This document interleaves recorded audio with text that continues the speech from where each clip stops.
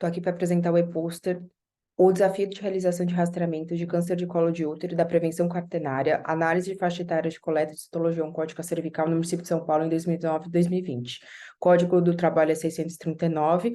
Em seguida estão os autores, meu e-mail, o hospital que a gente fez o trabalho, né? Para me apresentar, eu sou formada na Unicid, né, durante 2015 e 2020, fiz residência de medicina de família pelo Hospital Santa Marcelina em 2021 e 2022, sou médico de família, sou preceptora de residência de medicina de família e comunidade e dos acadêmicos de medicina. Em relação ao trabalho, o objetivo foi avaliar a faixa etária das mulheres que fizeram coleta de Papa Nicolau com o intuito de rastreamento. Então, já foi um dos critérios para retirada, né, dessa análise numérica, se era para por outra questão, né? Qual era o intuito da coleta daquele exame. No período de 2019 e 2020, entender qual foi o impacto da pandemia nestes números e as consequências da coleta em pessoas fora do público-alvo. A metodologia realizada foram 2 processos, né? Um de revisão bibliográfica e a segunda foi a de dados analíticos, né? Que a gente utilizou a plataforma Tabnet no Siscan. Colocamos restrição ao público de São Paulo com 3 grupos, né? Menores de 25 anos, a faixa etária de rastreamento, que é de 25 a 64, e acima de 64 anos. A gente analisou o resultado da coleta e a conduta indicada pelo Ministério da Saúde.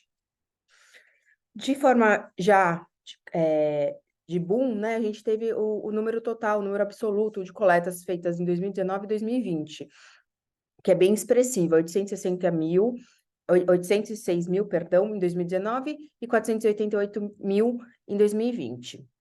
E de uma análise, assim, mais grosseira, a gente consegue perceber que a coleta fora do público-alvo permeou entre 18% a 19% das coletas, em torno de 1/5, né? E isso a gente vai perceber ali na conclusão, que é um impacto. Já essa tabela, ela diz muito em relação aos resultados, né?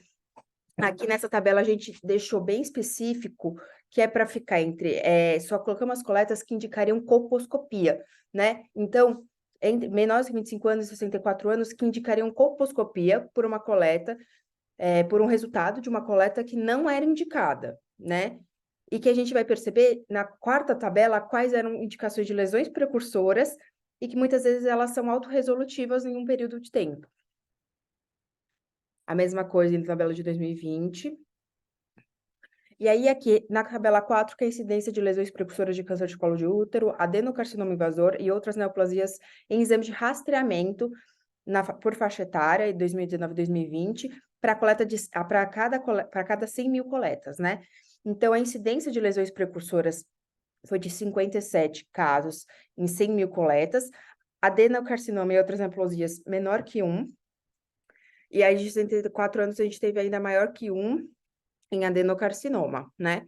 Em 2020 manteve essa proporção, né? Então, menor que 1 de adenocarcinoma invasor. Enquanto que a gente vê que no período da faixa indicada tem um número mais significativo, que é a indicação da coleta. Discussão, né? A INCA, já em 2019, traz que o padrão predominante de rastreamento no Brasil é oportunístico, ou seja, as mulheres têm realizado o exame de Papa Nicolau quando procuram serviços de saúde por outras razões. Consequentemente, 20 a 25% dos exames têm sido realizados fora do grupo etário recomendado e aproximadamente metade deles com intervalo de 1 ano ou menos, quando recomendados são 3 anos. Assim, há um contingente de mulheres super rastreadas e outro contingente sem qualquer exame de rastreamento.